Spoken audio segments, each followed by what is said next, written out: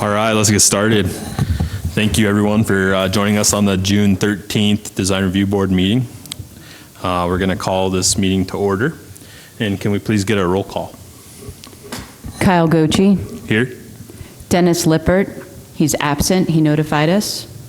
Blake Nicolazzo. Here. Ryan Smith. Here. Sheena Kummer-Winterer is also absent. Kate Lickvin. Here.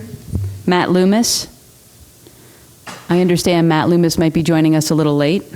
Brandon Prinzing. Here. Thank you, and we do have a quorum. And in Dennis's absence, I'd like to make note that Blake Nicolazzo will be a voting member of the board tonight. The first item on our agenda is approval of the minutes from February 14th. Do we have any comment, changes from board members? I'm seeing none. Can we get a motion to approve the minutes? I make a motion to approve the minutes. Thanks. I'll second that. All right. Got a motion from Kate and a second from Ryan. All right. Any communications from staff? Yes. Recently, City Council adopted.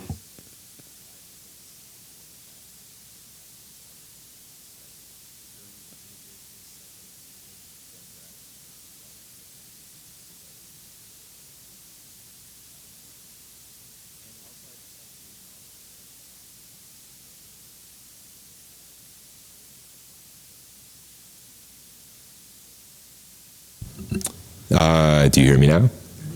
Great, thank you. And I would also like to acknowledge that several of your terms are ending this month, and the deadline to reapply was today. And I got word from the city clerk that we have received only one application to renew. Likely that's fine. So if you're one of those folks who hasn't applied to renew your position on the design review board, get in contact with the city clerk, and they'll figure out something. You don't have those names, do you? No, I don't know. Okay. Sorry. No, that's all right. I know it's Kate and Sheena, but it might be. My term is expiring too, and I did reapply. You're the lone applicant. I was the lone guy, yeah. I'm the only one that follows directions, apparently. And if people don't reapply, they continue to serve on the design review board until they find a replacement. So it's not, it's not a dire situation if we don't get those applications. All right. Is there any public comment from anyone out there with items that aren't on the agenda? I'm seeing none, so we'll move forward to the public hearings. So first item is the Jeanette Rankin Peace Center.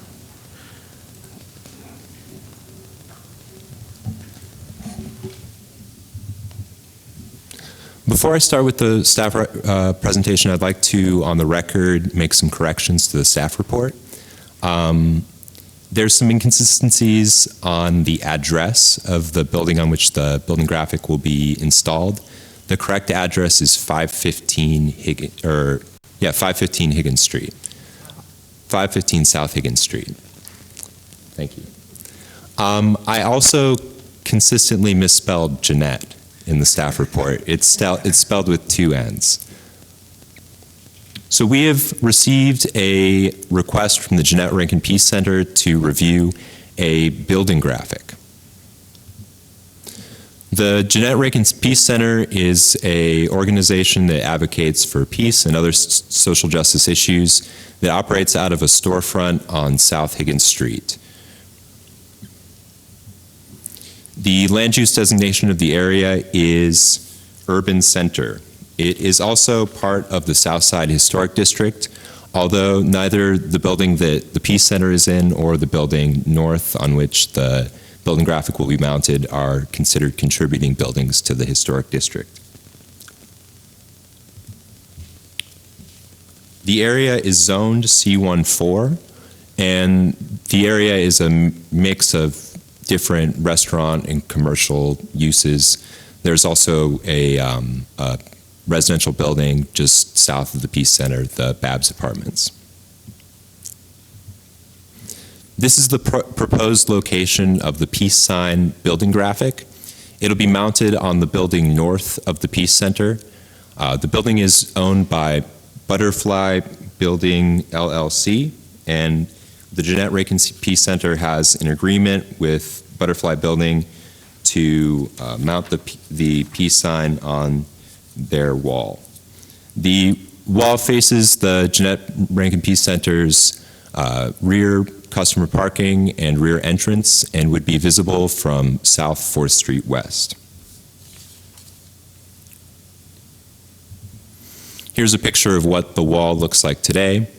The building graphic is composed of several metal panels, and that panel that you see leaning against the wall there is one of the metal panels which make up the building graphic.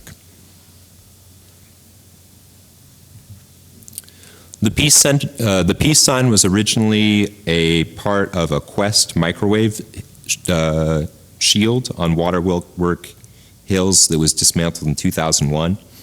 The shield was originally painted white, but in 1983, an anonymous artist painted a peace sign on the radio shield. Over the next 18 years, it was repainted white, and the peace sign reappeared several times. It eventually became kind of a local symbol and a piece of an artifact of Missoula's history. After the peace sign was dismantled in 2001, the panels were salvaged by several people in Missoula, and the installation of the peace sign on behind the Jeanette Rankin Peace Center would be, they'd be piecing the peace sign back together. To restore the panels, volunteers will repaint the peace sign at a painting party to celebrate the installation of the building graphic. I would like to make another correction to the staff report. In the staff report, I gave inaccurate measurements of the area of the building graphic. The peace sign will be 735 square feet and made from 9 10-foot by 8-foot 2-inch metal panels.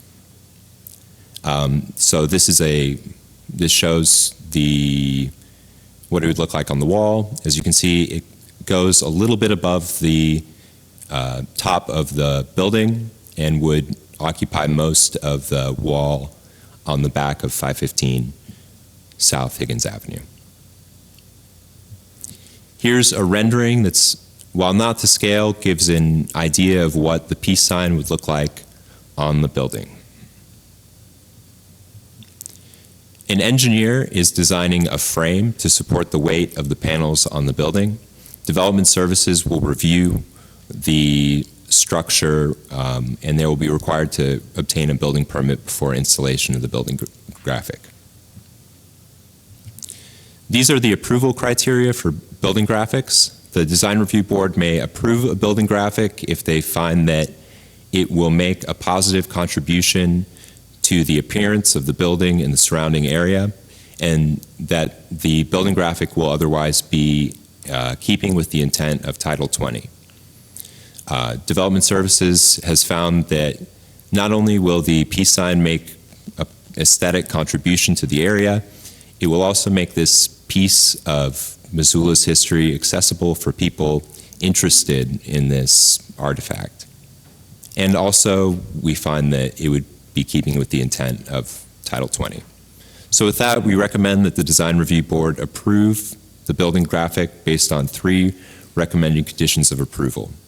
That the building graphic shall substantially conform to the submitted design, that the applicant, if needed for work in the alley during the installation of the building graphic, obtain a right-of-way permit, and that a building permit based on plans stamped by a licensed structural engineer shall be issued before installation of the building graphic.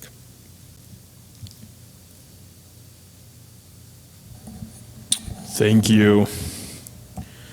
Does the board have any questions for staff before we introduce the applicant? No?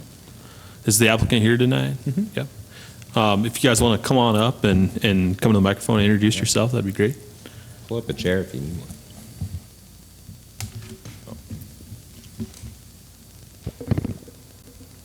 My name. Is it on? Is it on? Try. Try. My name is Betsy Mulligan-Day, and I'm the director of the Jeanette Rankin Peace Center. My name is Betsy Mulligan-Day. I'm the director of the Jeanette Rankin Peace Center. Apologize for that. I'm usually pretty good with mics, but not today. Daniel did a great job of kind of talking about the history and the importance of the sign and how meaningful it will be to have it together again and at the Peace Center is kind of a logical place for that to happen. I just wanted to express my gratitude to you all for considering it, and also add that we have a lot of community support for this to come back together again over the years. It's been a frequent conversation. There was about 65% of the community, broad section of the community, that wanted the sign to stay on Waterworks Hill in 2001. So, and we have donors that have donated money to help us put this back together again. And the best thing is we have volunteers standing by to help with the work, but the best thing is the kind of camaraderie with the building owners that we are going to be able to work with and make this happen. So. Thank you. Yep. Any questions? Daniel, could you go back to the rendering? I just want to see that one more time. Yeah.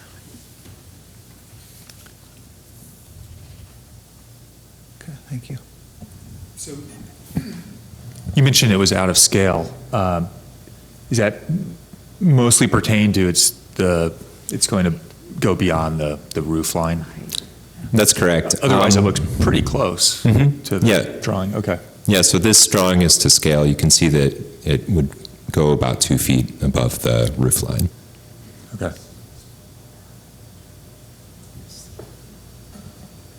Daniel, have you guys received any letters not supporting this project or comments from anyone? No. Okay. No, we received one comment in support of the peace sign. Okay.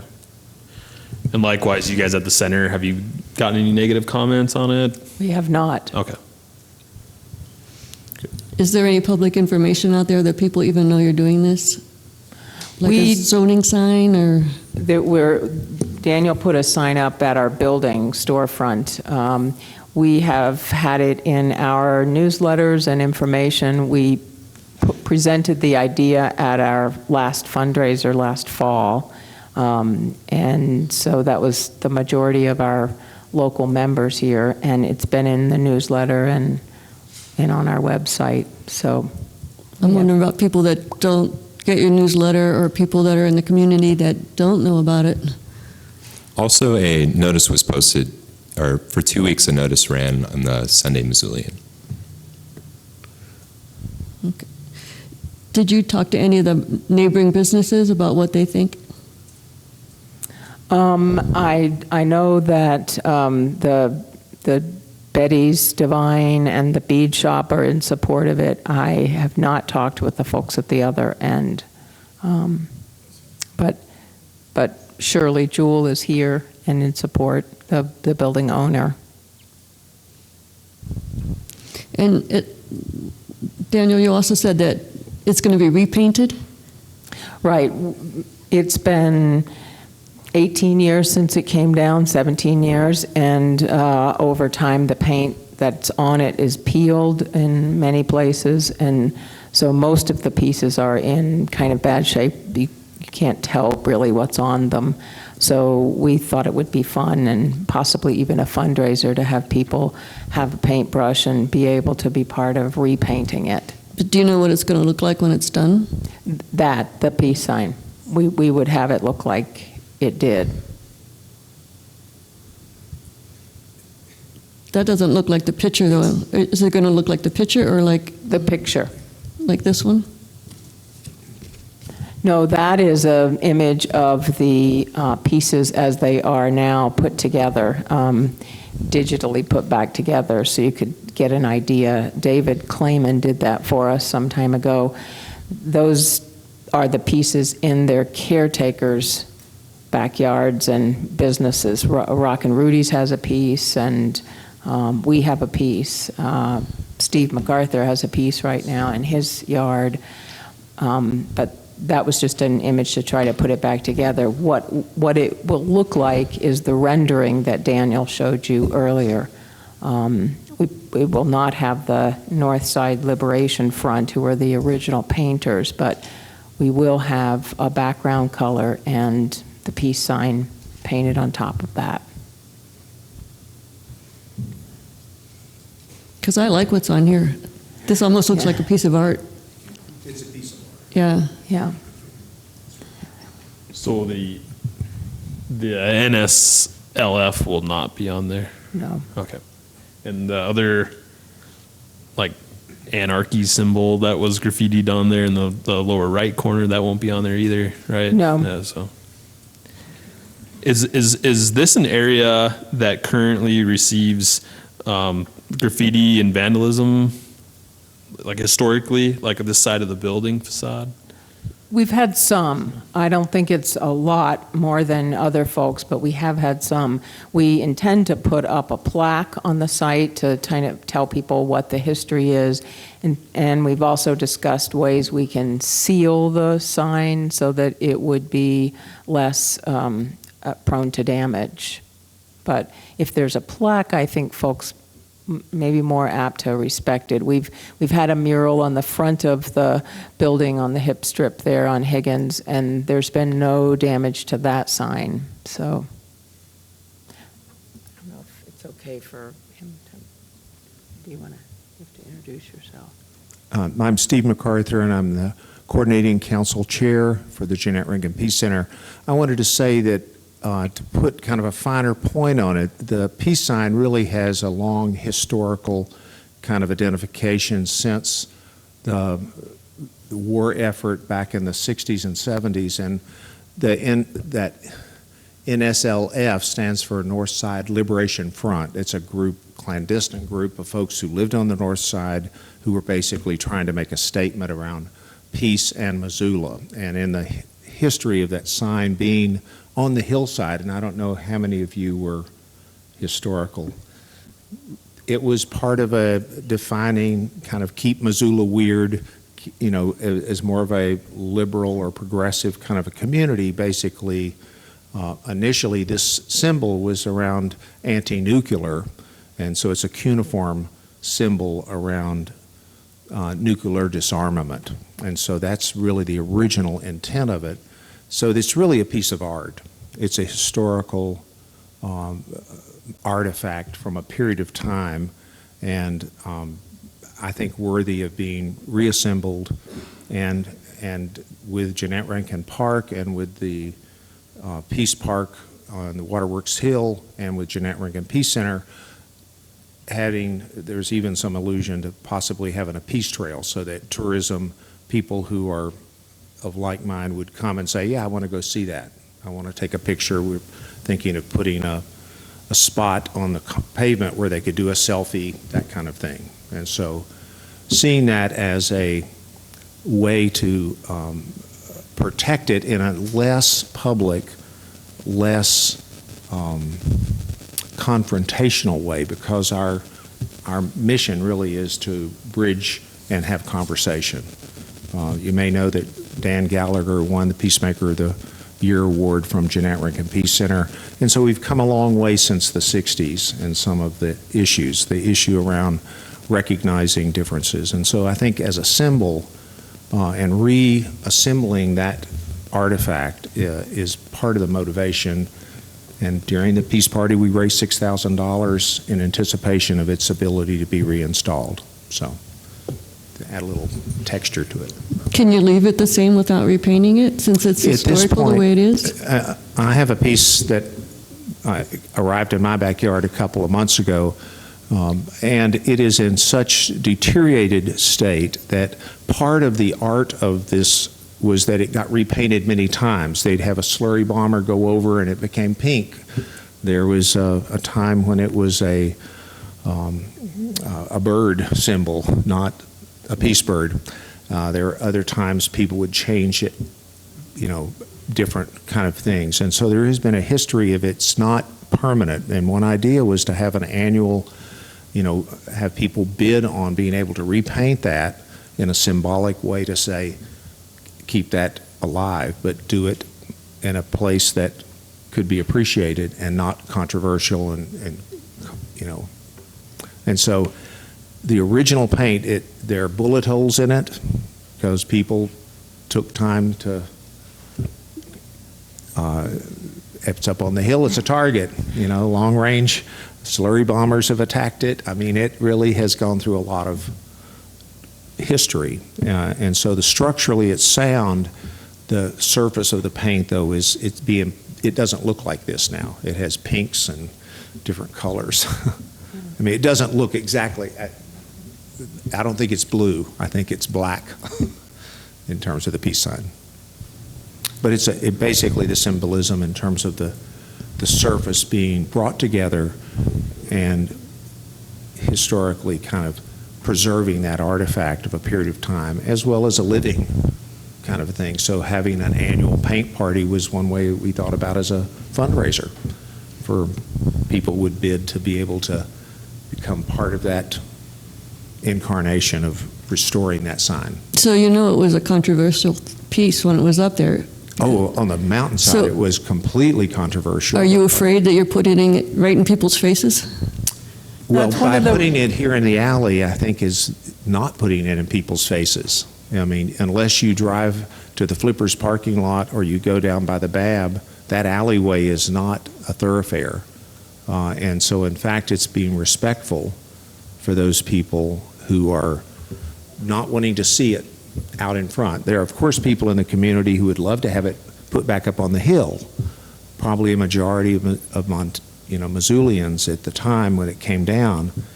And so this really is a way to preserve that history without inflaming in a much more respectful way, I think. I think because it is in an alley behind the Peace Center that it's in a place where people who want to see it can. Yeah. And people who don't want to see it would probably not even be coming to the Peace Center.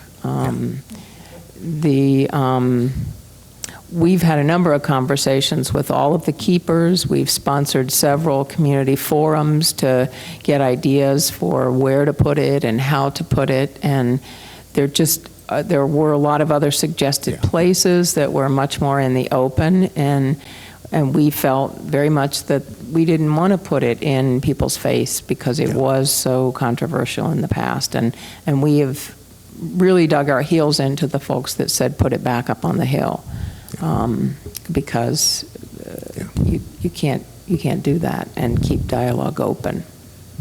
Yeah. But you also have to say that we're trying to honor the majority of people in Missoula that wanted it and also honor just the history of it. And it was a great piece of conversation, even the controversy part. I mean, That's what art controversy is does. not a bad thing. It's good for us to talk about what we mean by peace and how we get there and what our various values are. So it, for us, represents that kind of dialogue and coming together. But you're not worried about it, people hurting your building because of it? We've had a piece back there, and we've had no. I had one broken window maybe 12 or 13 years ago at the Peace Center, probably an accident, but we've had no damage to our building whatsoever. And there's a piece at Rock and Rudy's. I'm trying to think where some of the no other public pieces, I think. North I Missoula CDC, I think. I just want to say a few words. I mean, kind of what I'm hearing here is an applicant that is very thoughtful and have done a lot of great kind of work up front and is being completely honest about what this artifact and this piece of art would be. And I think it's, pretty fantastic. Thank you. And I would just like to support this and make a motion. because I think it's adding incredible value to the community, and I would love to see it up, and I think it's tastefully done and well detailed and well thought through, so I don't see why we should belabor the issue. I think that we should make a motion, and I would like to make a motion to accept the motion as presented by the staff. I'll second that. Great. We got a motion by Brandon to approve the staff's recommendation with the conditions of staff's approval, and a second by Ryan. Any discussion by the board before we go to a vote? Or any other questions for the applicant or for staff? Seeing none, can we get a vote, please? Kyle Gochi. Yay. Dennis Lippert is absent. Blake Nicolazzo. Yay. Ryan Smith. Yay. Sheena Kummer-Winter is absent. Kate Lickvin. Yes? Matt Loomis is not present. Brandon Prinzing. Yes. Motion passes. Thank you, guys. Thank you. Thank you. Good luck. Thank you very much.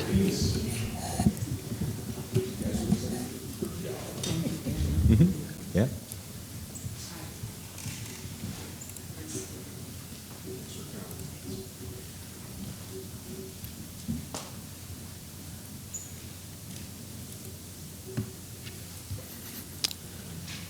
We have received a, may I start? Yeah. Okay, thank you.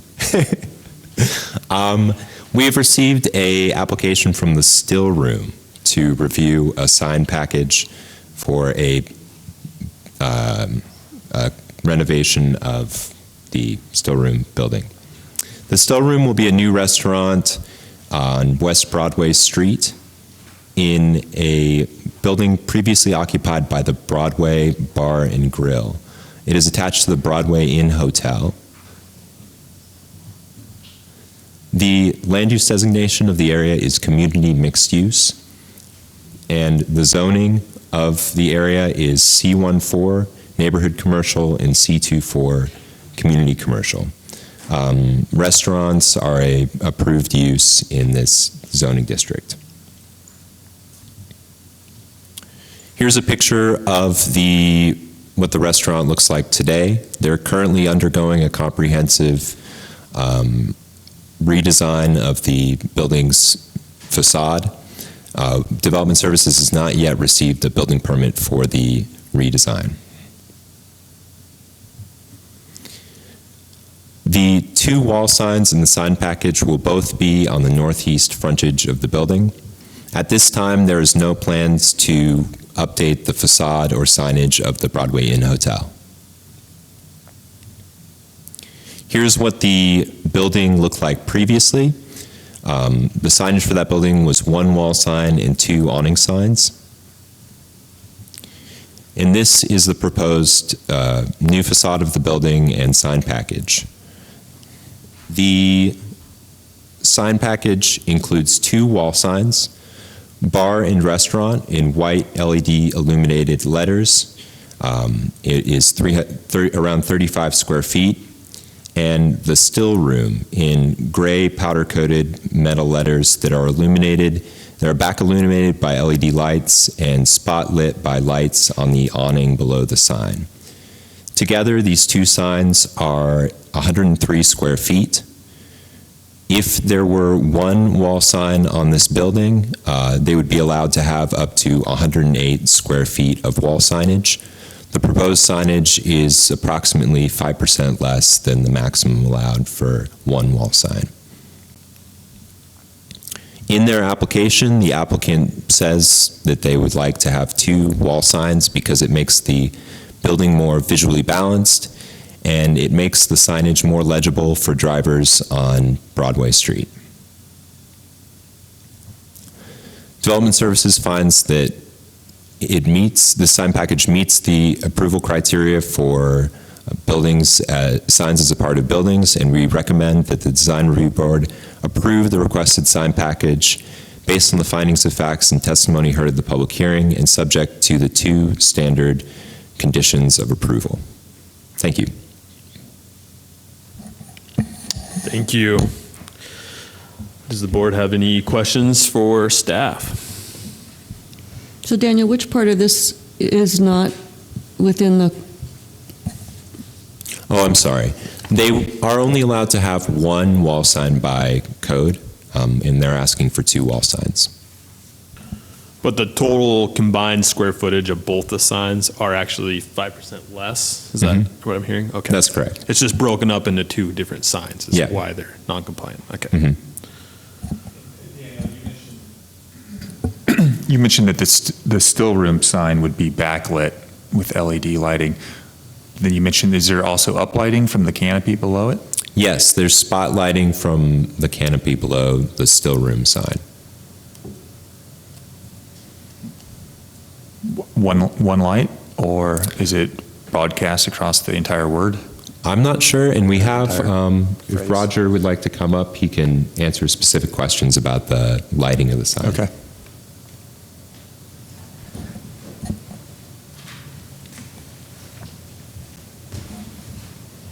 Thank you for coming tonight. If you'd like to introduce yourself, that'd be great. Good evening. Can you hear me now? My name is Roger Parchin. I've been a longtime signage and architectural sign consultant and designer in Missoula.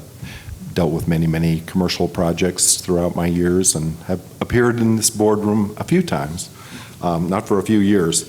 But let me address, since we're talking about your lighting situation, what the plan is initially, and we haven't quite fleshed it out, there's a trellis that sits below the main letters of the still room. And we would just, when that trellis is up, mount probably 3 to 4 LED lights that would just hit that facade only and be a very targeted light. They wouldn't be broadcasting a lot of illumination.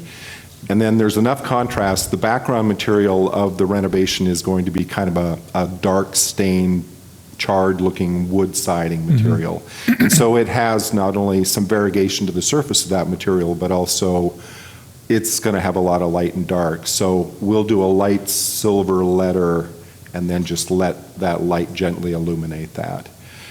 Primarily, you really, and I want to just dive into, in my packet, there's, and you can look at the line of sight for the property, and you can see that there's a lot of visual just a lot of stuff in the way when you look at this building.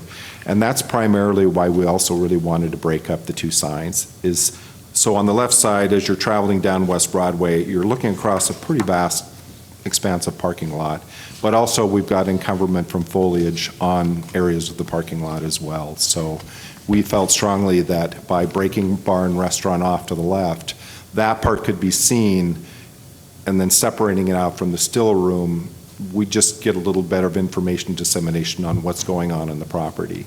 And especially since it's now being renovated and it really sits out in its own wing and area and is separate from the hotel, it makes good sense to not just jam that all right up above the main entrance. But I still wanted the main entry point of the still room, that is the main entrance.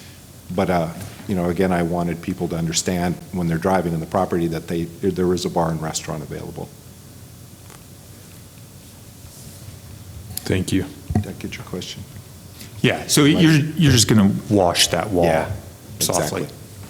And it won't be, As opposed it to a won't be, spot on the- it won't be garish or Right. too ostentatious at all. It'll be just, and I'll calculate those lumens and we'll just go with a commercial LED light that they won't have to maintain very much. The bar and restaurant is just a pan channel letter, internally LED illuminated. So there won't be a lot of broadcast other than just that initial parking lot area. Either of these signs don't face any residential areas at all. There is, of course, the apartment complexes towards the river and towards Russell Street, but this signage doesn't impact those areas at all.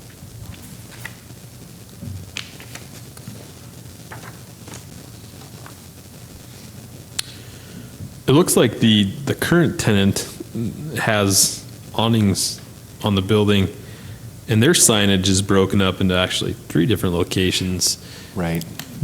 Daniel, is that Did they have a variance granted to them for that, or?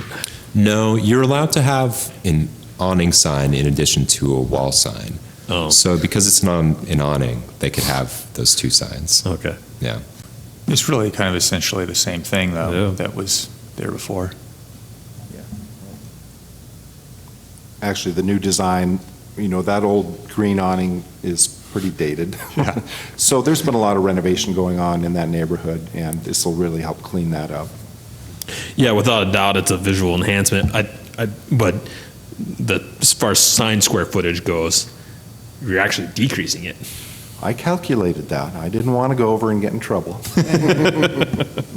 And that just actually balances better. I'm not a fan of running stuff out to the edge of things, so I think by leaving a good generous amount of space above and below bar and restaurant and leaving some side space, it isolates itself better, and it's actually going to read better than if it was larger and crammed up to the edge. And it's a simple, clean font. Fits the style and decor of what they're doing in the renovated front. And also it matches what they're doing interiorly as well as in the building. It's actually quite a nice spot.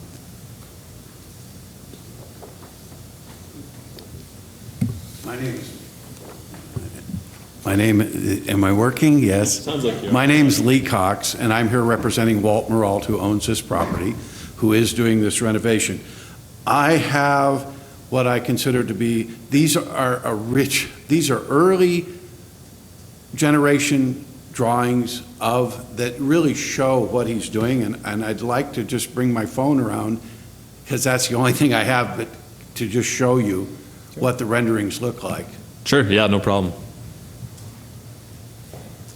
Might have to move that mic. I can do that. There you go.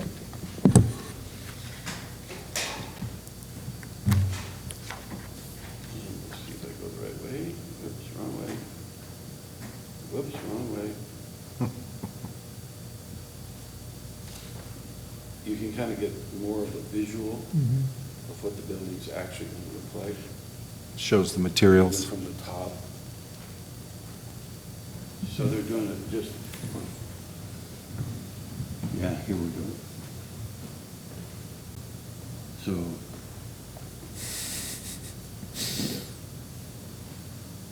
It just gives you a much better idea of what why it looks the way it's going to be looking. Sure. And how the These are trellis just is- progress shots. Yeah. Yeah, well, these are the original architect's drawings that he did and the signage he threw on there. Gotcha.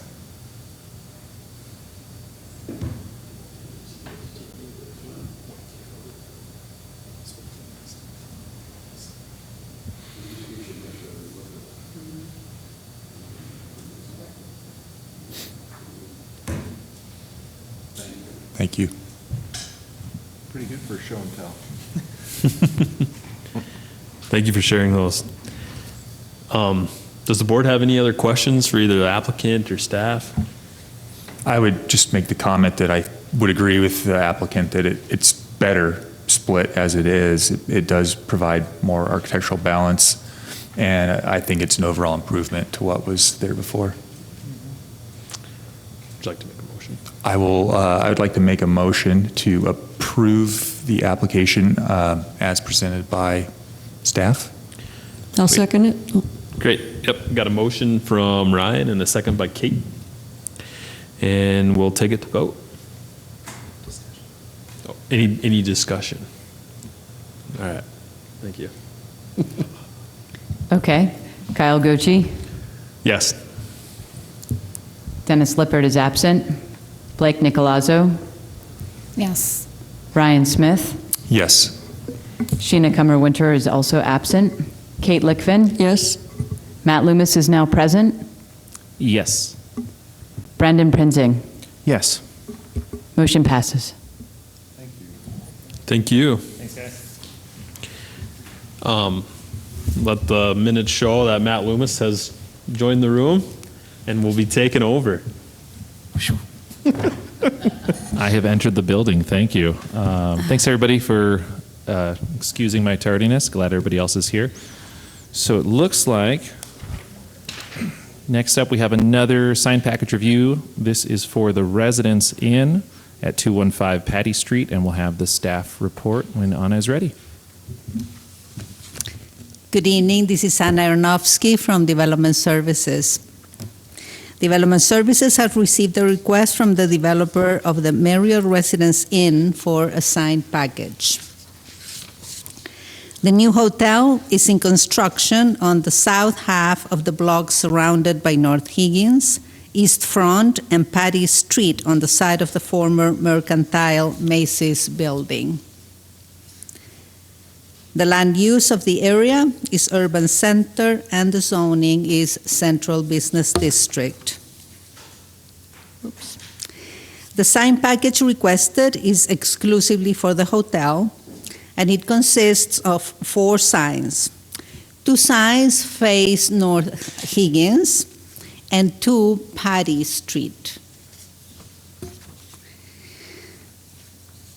The main entry to the hotel lobby is on the Patty Street side. There is vehicular drop-off for the guests, and the building entry is recessed, creating a wide pedestrian area at the entry. The facade, as finished, shows the signage planned for this frontage. 1 sign is over the mezzanine, and 1 wall sign is at street level in the shape of the Mercantile seal.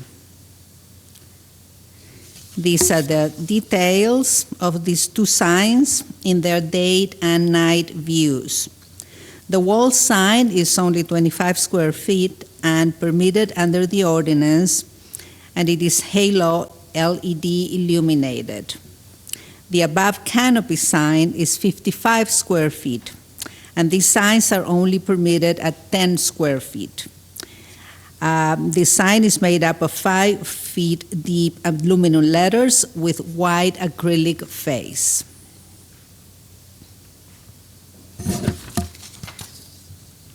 On the Higgins front, there is an entrance to the building that is not exclusive to the hotel. This is the entrance to the Muse and future commercial tenants also. On the left corner is the original pharmacy annex of the Mercantile.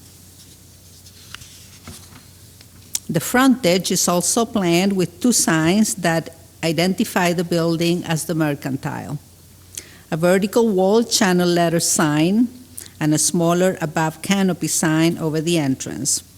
The wall sign at 65 square feet is below the maximum permitted size. The marquee sign at 16 square feet is just above the permitted 10 square feet. Neither sign interferes with the historic pharmacy facade. These are the details of the 2 signs. This is the night view of the wall sign, the vertical wall sign, and of the perforated vinyl sign over the canopy.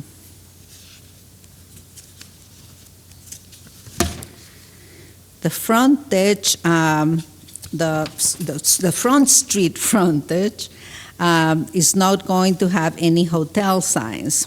The commercial tenant signs will be permitted individually. The building owners are working on a plan that will meet the aesthetics of the building and the sign ordinance. This is a preliminary idea for these signs that may include wall, projecting, and awning signs.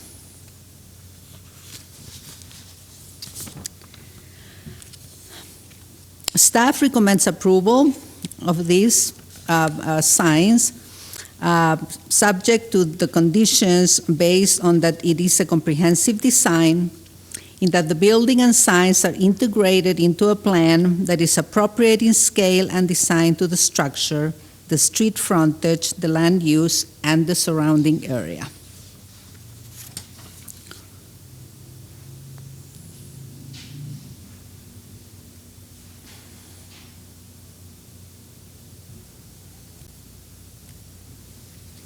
That concludes my report.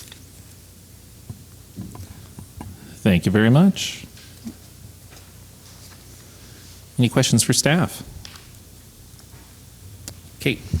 Hey, Anna, is that medallion sign within the square footage that's allowed? Yes, it is. It is, okay. Yes.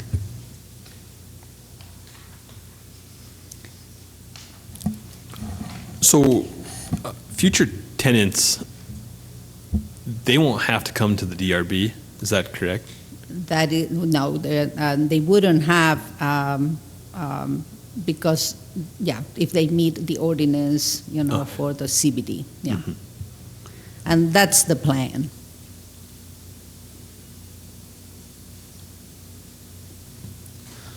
I had a question. I guess I'm wondering if there's any historical significance to the vertical mercantile sign on Higgins. I did not get any information on that. I did ask for the historic preservation officer in the office to give me any comments. All they said was that there were no concerns from their part. Sorry. Okay. No. I don't know. The applicant is here. Maybe he has an information on that. If the applicant wants to come up, introduce themselves.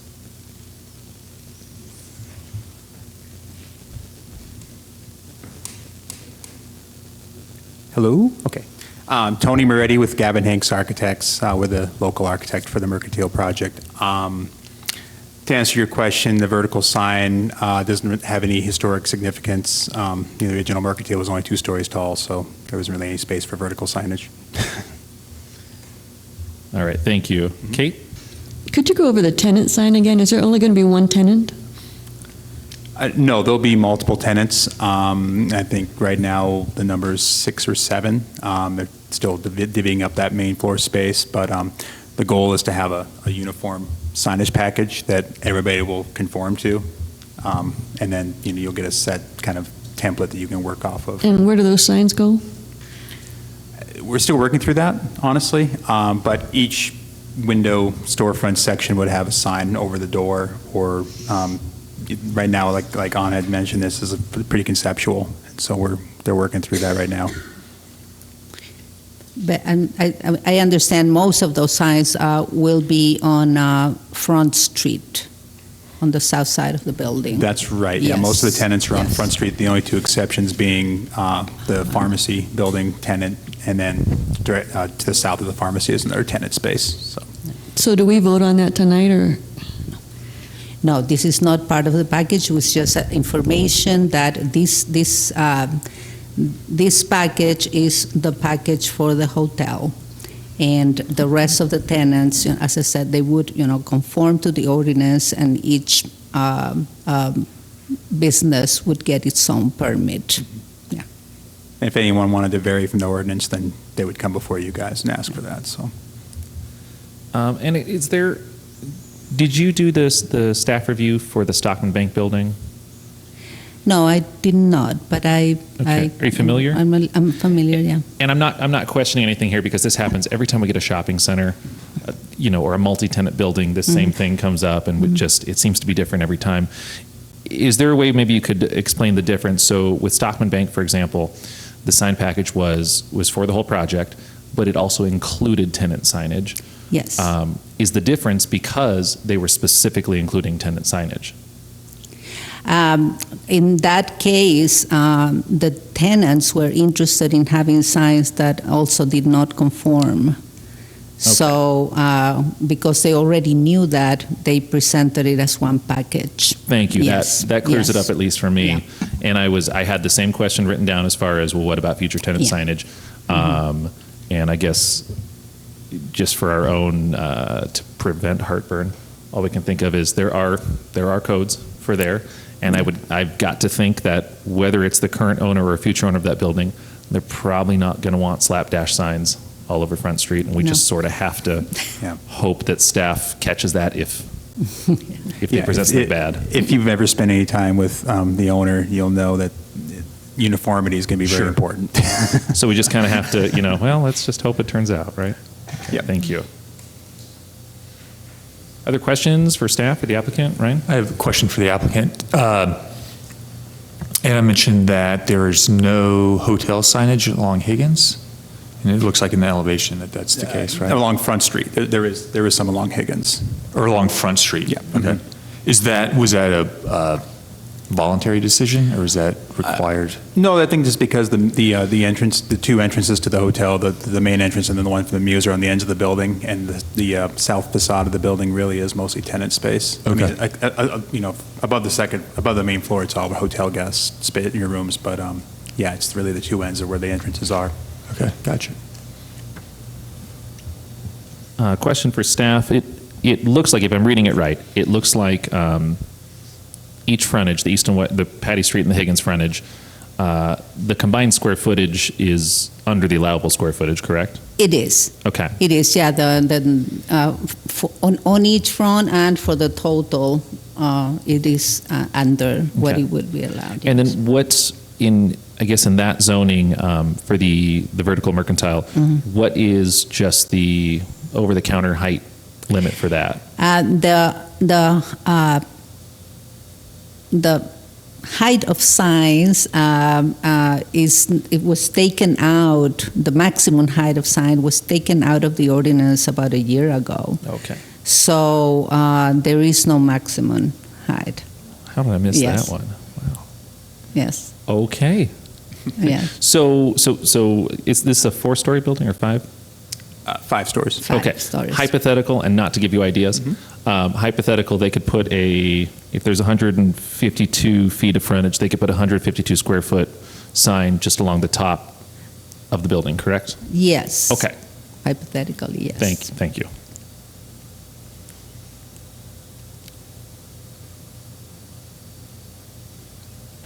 So, question for you guys. I'm not saying that the vertical sign is too high, and on its own, it would be permitted. I'm just wondering if visually or with the scope of the building, if anybody, that's the only one that looks out of place to me, I guess, because we don't usually see something that tall. I'm just wondering if anybody, on Higgins, sign number 3,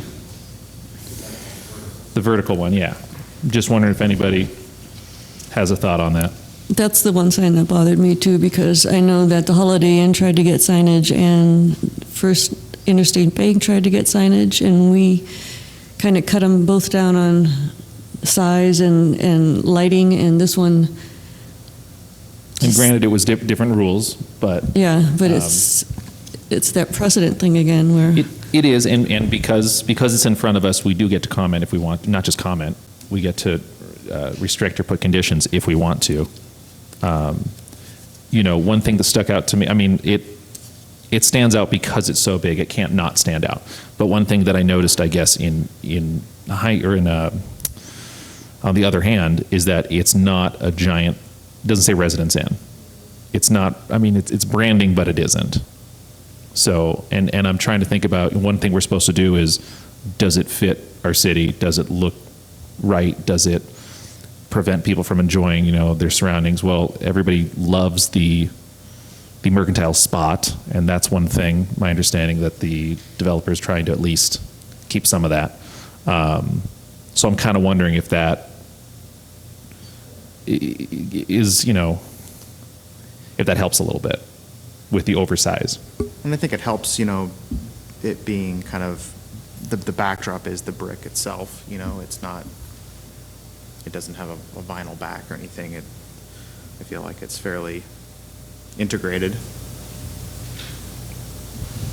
Is that sign to size on here? Because it's 28 and 5.5, 28 feet, 5.5 inches, and if each floor is like 10 feet, it almost looks like it's 35 feet on this drawing. Yeah, I was just thinking that. Yeah, that's a good point. As drawn, it's huge, but I feel like, I don't know if Mr. Moretti, if you can speak to if the sign specs are correct. Yeah, I honestly did not prepare the elevations, and so I wouldn't venture a guess right now. But one thing we can do, I mean, we can add it as a condition because it is, as presented, it is a 28.5-foot tall sign. Right. As presented. And we can just make sure that it is limited to that size. Because, yeah, that's a lot smaller. I mean, we're looking at a close to 40-foot sign. I agree. As drawn. When you brought that up, Kate, I was like, yeah, that looks like more than 28 feet to me, too. And really, that just covers everything, so that, you know, hey, it's as they present. If we like this, you know, well, you said you're doing this, so we're happy to do that, but let's not get carried away. Yeah, I would add, I actually like the element of it, but for me, what strikes me from a design perspective is it's really close to the top edge of the building, and I would be more inclined to align it with the top window and give it a little more relief from the top edge of the facade. Okay, and we can, you know, propose that as a condition as well. And you're right, if it is a shorter thing, I was thinking about that too, where I hope they don't align it that high because it just looks off. Yeah, I would second what Ryan's saying with aligning the top of the M with the head of the window there. I think that would integrate it even more to the facade. And it wouldn't be as high, right? It would lower it a little bit. Yeah. Yeah, if I could add, I think Please. if you do that, just looking at the scale and knowing what I know about the height of the building, I think then the sign would probably be about the height of the top 3 windows. That's what I'm length. seeing too, which Yeah. from a designer perspective, that works for you? Cool. Not the design architect, so I don't want to speak for them, Well. but, you know, I'm just trying to give a point of reference to how tall that will Yeah. actually look on there. It's not striking you as oh, no, there's no way. Oh, no. Okay, cool. I mean, we want to do something that's going to work, so. Kyle? I'm sorry, Matt, maybe I missed that discussion, but as presented, the applicant's asking for a 28 and a half foot sign. What's shown in the rendering obviously is not Right. scaled correctly. But if we were to approve this just straight up with no conditions, they would be restricted to a 28 and a half foot sign. That's my understanding, and we can add something if it makes us more comfortable. Right. But my understanding is what's presented is not the picture, but the dimensions. It is the Okay. measurements on the sign. Yes, you're right. But it does throw us off sometimes. But we could absolutely, I think a condition should be added about just the alignment. And seeing the mock-up, how it is, clearly it's not going to be that size anyway. But just to make sure that it's aligned better, you know, that's something that we can add for sure. Okay. They have 2 notes on here that says, must confirm wall space prior to production, and stroke modification may be required to light, and I don't know what that means. I know, just from my involvement with sign manufacturers, I know the wall space just has to do with make sure there's enough room for the sign. Stroke modification, I am guessing, has more to do with the wiring or the inside of the sign. Is it with stroke modification? Stroke modification. Interesting. Shame Roger left. I'm not familiar with that either, honestly. My guess is that's a signage shop drawing, and it's them covering themselves and making sure that existing conditions are being verified before they order anything.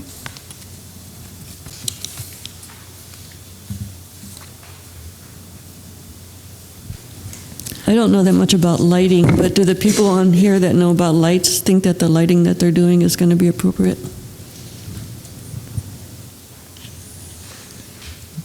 I mean, I think it's fairly tasteful. I like the medallion and how it's backlit. I think it would be a good presence for, pedestrians walking along Higgins there. It's always hard to tell with renderings. It's an impression. It's an illustration. It's not a for real thing. But I think it's as best they could do. I don't know. What do you think? I would agree with that, and with that mercantile, the vertical sign. I think it looks a lot better backlit than if it were internally illuminated. Oh yeah. And just for clarification, only the medallion and the vertical sign are backlit. The other ones are perforated vinyl, right? And they're not lit at all? They're internally lit. They are internally lit, yes, by LED. Okay. Yes. So every sign is Yes. lit.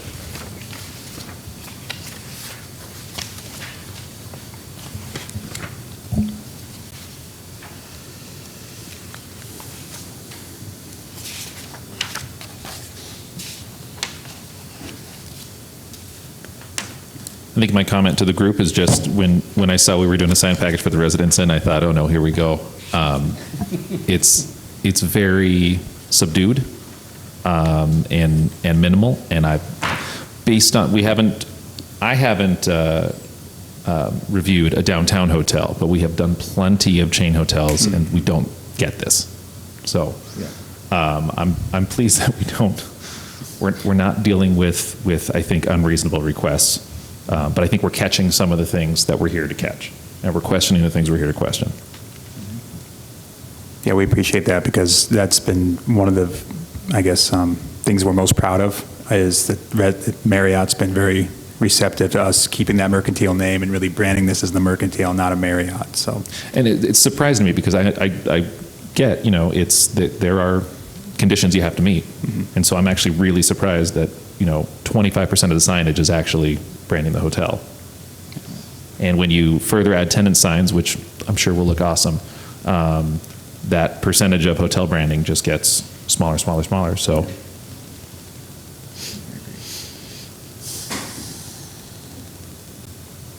Any further questions? If there's no further questions, I would entertain a motion.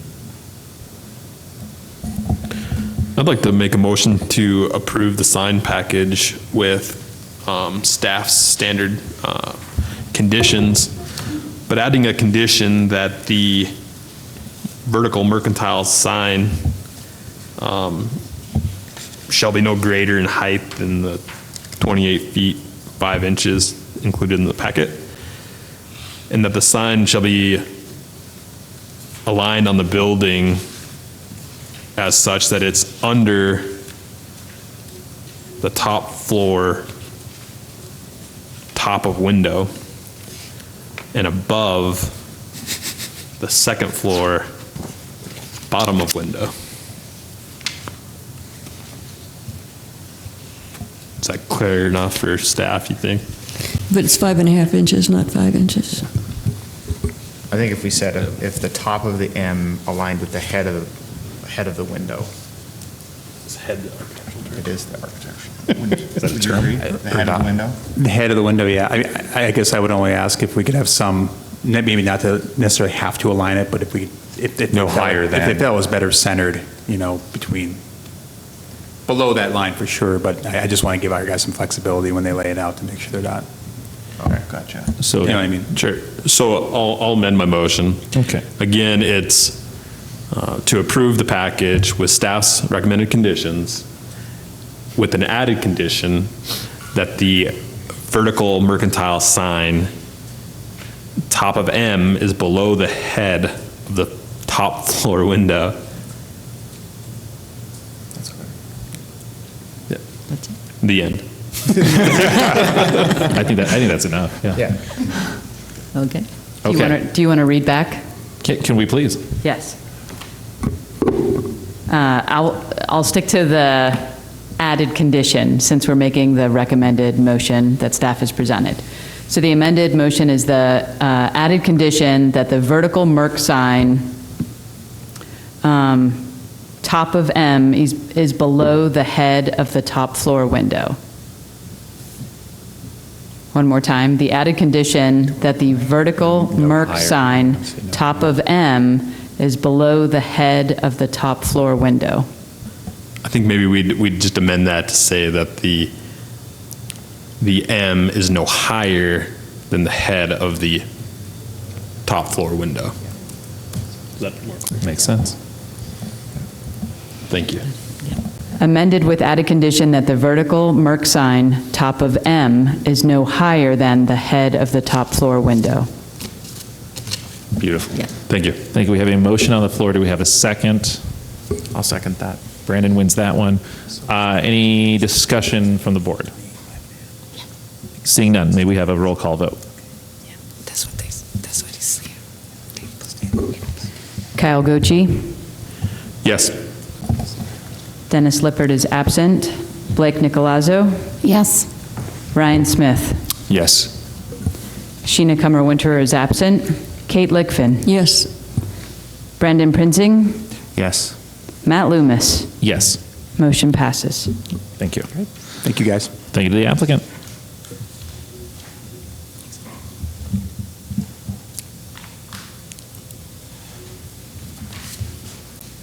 Thank you. All right, apparently we are moving to the fun part. Do we have any old business first? Anna, any old business?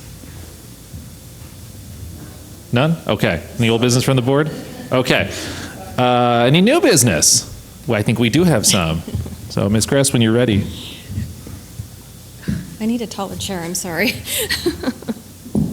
feel a little like the Three Bears. There.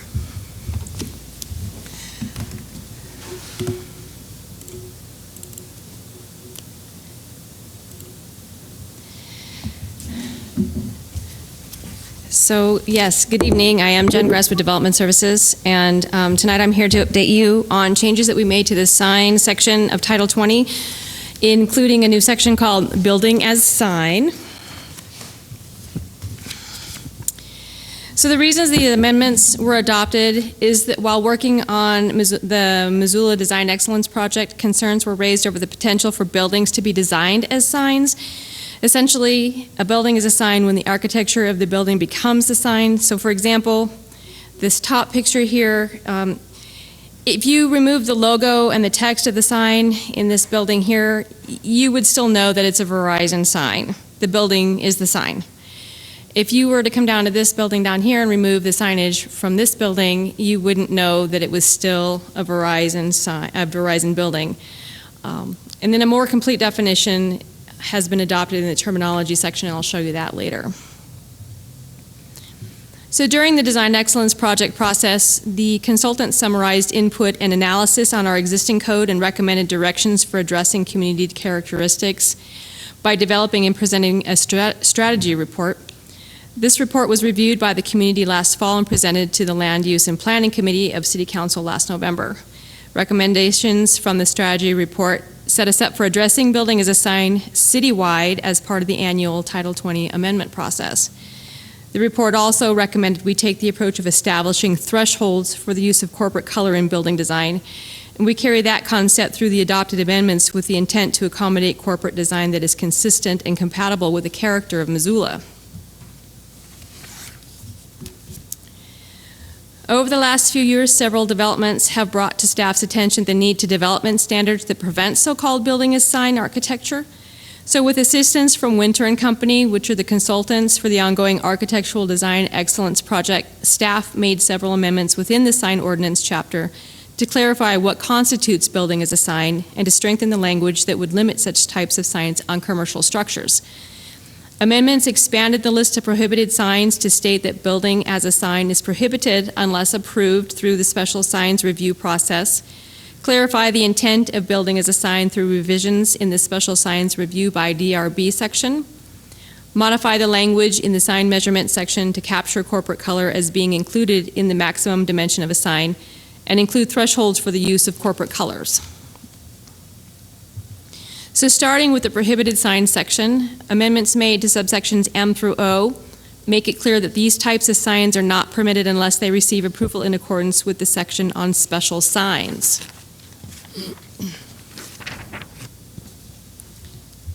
Several amendments were made for the section dealing with special signs review by Design Review Board. Proposed edits to subsection A clarify conditions for when certain sign types may only be permitted after review and approval by the Design Review Board. Amendments to the special sign section B begin with some cleanup by steering us away from having to make findings for an aesthetically superior sign by striking reference to aesthetically superior and removing the aesthetically superior signs category. That category is never used when requests are made to the Design Review Board and could be too subjective in its review. The most common requests for DRB review are based on review as a comprehensive sign package in which the applicant is seeking relief from some measurement restriction in order to develop a complete comprehensive sign package. An existing subsection intended to deal with signs as part of a building had regulations that are essentially the approach used to evaluate comprehensive sign package and was retained with the title comprehensive sign package. And then I'll show you that on the next slide. This subsection, titled sign as part of a building, was reworded and references new measurement techniques for when a building may be considered a sign and may require design review board consideration. A new definition is also added to the terminology section to clarify building as a sign. So as I mentioned, this existing language was under signs as part of a building. There was not a section called comprehensive sign package, yet that is the title we gave most of the projects that go to DRB using these regulations. So this existing language is being titled comprehensive sign package. And then some additional explanation of what should be addressed is also added.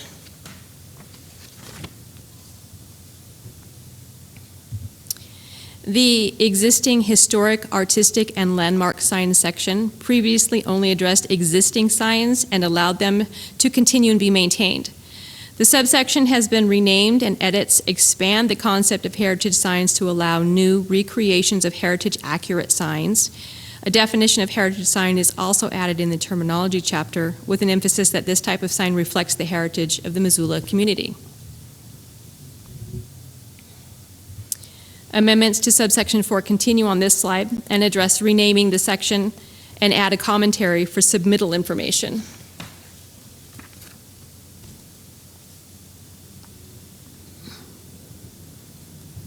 Amendments to the building graphics section help emphasize the only time signs fitting this category can be considered is when they've been reviewed and approved by the DRB.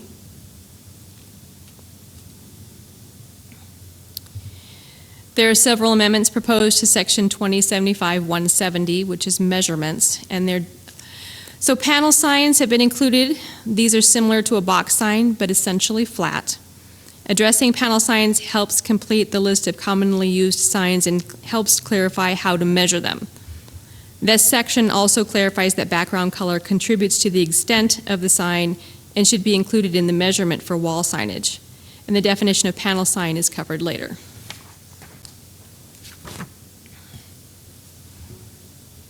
This amendment includes clarifying language and figures added to the channel letter sign measurement section.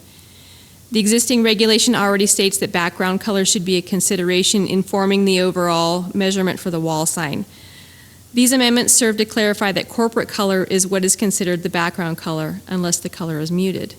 In some cases, when the background wall color is the same as the channel letter sign, the measurement would be the entire wall.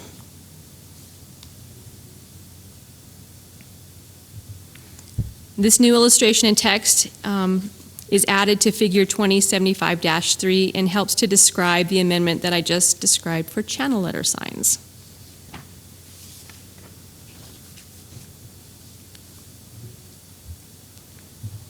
A new subsection D under measurement rules is included to show examples of how various sign types would be applied to a facade. So this text introduces the new diagrams that follow in the next slide. The section is included to provide examples of how to measure a sign on a facade, taking into consideration background or corporate color.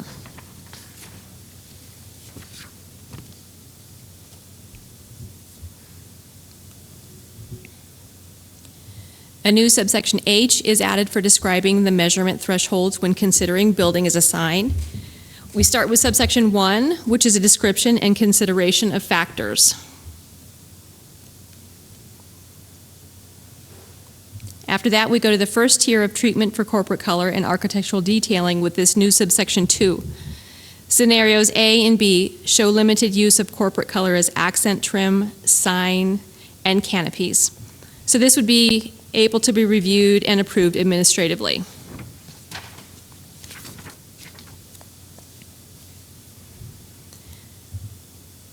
Scenario C illustrates the regulations in subsection 3, which provides regulation for when a project requires greater consideration or may not be permitted. Scenarios A through C will be evaluated administratively to the extent feasible and will help to expedite administering these standards while also providing a path to refer design proposals to the Design Review Board upon request.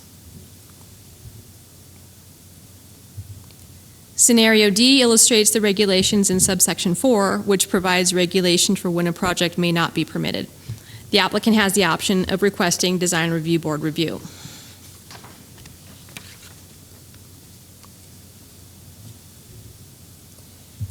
The final two subsections of H, still dealing with measurement rules for building as a sign, are intended to further address architectural design features with subsection 5 and submittal material with subsection 6.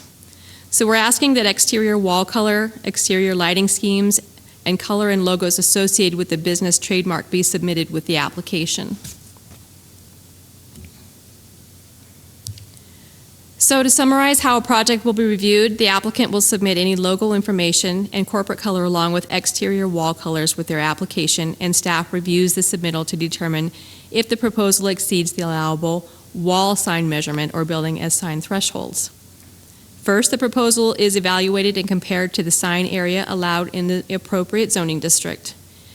Next, the proposal is evaluated for the extent of how logo characteristics and colors are incorporated into the building's design. Are they used as accent trims, canopies, or more? Does it go into siding, cladding, or paint? And has the logo been extended into any architectural features? Next, a determination is made on whether the use of corporate color exceeds the threshold provided in Title 20. If it does, the proposal will be denied by staff, and the applicant has the opportunity to request the project be reviewed by the Design Review Board. In addition, if staff feels it's necessary, they can also request that a proposal be sent to Design Review Board for approval, or review, rather. Finally, other amendments have been made in the terminology chapter.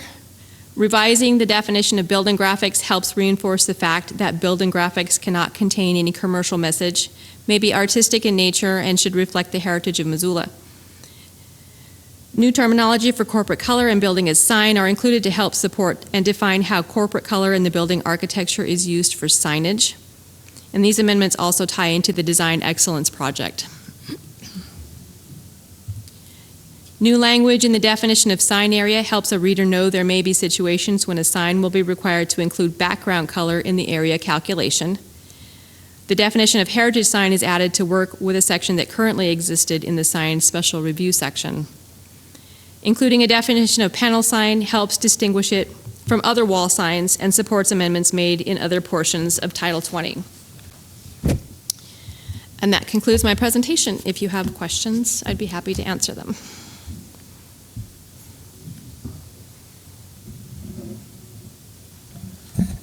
I'll ask a question, just confirming. So that has all been adopted? Yes. Okay, thank you. So according to this, the Planet Fitness sign would not pass. I don't have the details of that. I've heard discussion about it. Without the details, I would say probably not. But again, I don't have those specific details. Although as it came to us before, it had to come to us because of that, partly because of that background. So it would just still have to come to us, and we can still approve it. Correct. Yeah. I was going to say, so that is a kind of sign that it will be reviewed by the Design Review Board, yes. And if it doesn't meet the parameters, because in this case, for our purposes, we would have to measure all the color of the sign. Thank you.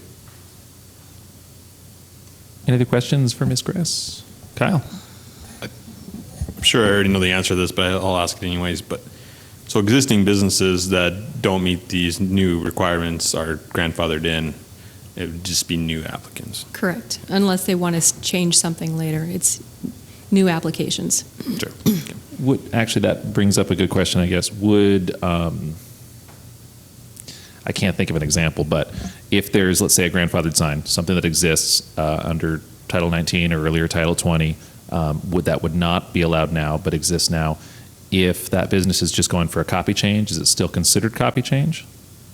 Or would that be more I guess, strictly reviewed, stricter reviewed? I think that's something that will have to be decided upon through, like Denise, administration, yeah. Administration. Probably hasn't come up yet? Not yet. Okay. What about a new tenant in a grandfathered building? Would they be grandfathered, or would they have to, if they wanted to maintain the same type of sign? All the same existing the existing regulations that are now, as far as grandfathering, non-conforming, variance, those kinds of things, none of those are changing. So we're adding these new regulations mostly based on corporate color. So if the applicant can't meet Title 20, they still have the relief of all the other options that currently exist.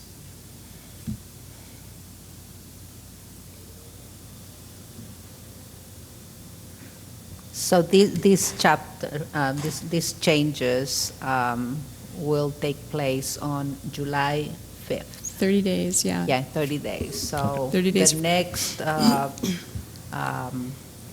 cases that come to you, they will be reviewed under these regulations.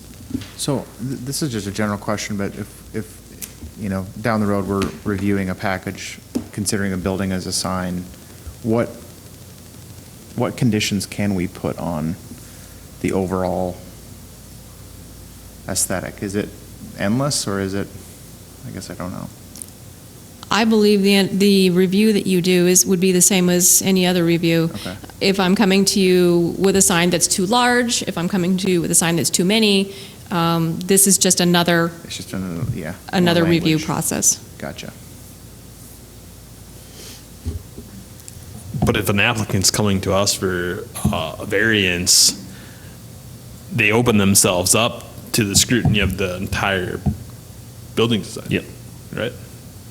I guess that's kind of what I'm getting at, is we'd be looking at more things than just signage. It would be wall colors and which is what we used to do. features. And, yeah, okay. Mm-hmm. I feel like some of this is, and probably with all of the maintenance that you do, anytime something is approved, added, amended, whatever, until it's used, you don't really know, or until it's applied. True. We can guess how it's going to work, right? True. Okay. And if there's a problem, then we do more cleanup. Okay. All right. Other questions? All right. Thanks for filling us in and updating it. And I know it's taken a majority of your work doing this kind of stuff, so we appreciate it. And the easier it is, I think, I know there's more and more regulations every year. That's just how it is. But there's a reason for that. But the more clear it is, the easier it is for applicants, and the less likely they have to come to us. And the easier it is for staff, hopefully, to just be able to say, you meet, you don't meet. All right. Thank you, Ms. Gress. Appreciate it. Thank you. Any other new business? I have a question for staff.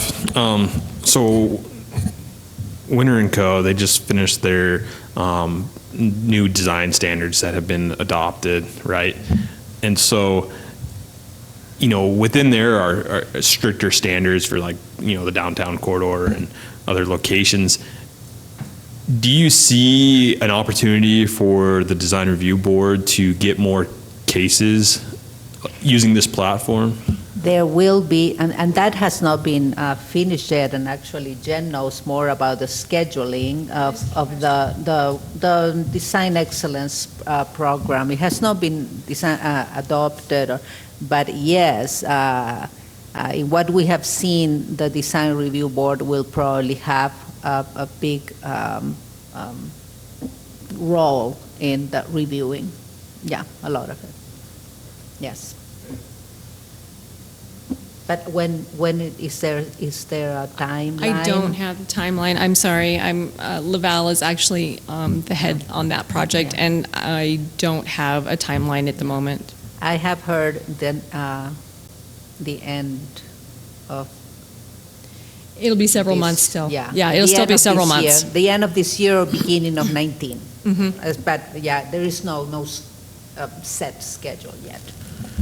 I guess I just, we already have this board and this platform, and I think we all love reviewing signs, but to expand into other areas would be fantastic. And so why create another review board for some of those items contained in that plan? I mean, That is some of the conversations that have been going on as to who will actually be doing those and how the design review board would actually fit into those review processes. So there isn't anything decided yet. Sure. All right, thank you. Any other new business? Any comments from board members? All right. Anybody like to move to adjourn? I'll make a motion to adjourn. I'll second that. Second from Ryan. All in favor? Aye. Aye. Any opposed? Nobody. Thank you very much. We'll see you next time.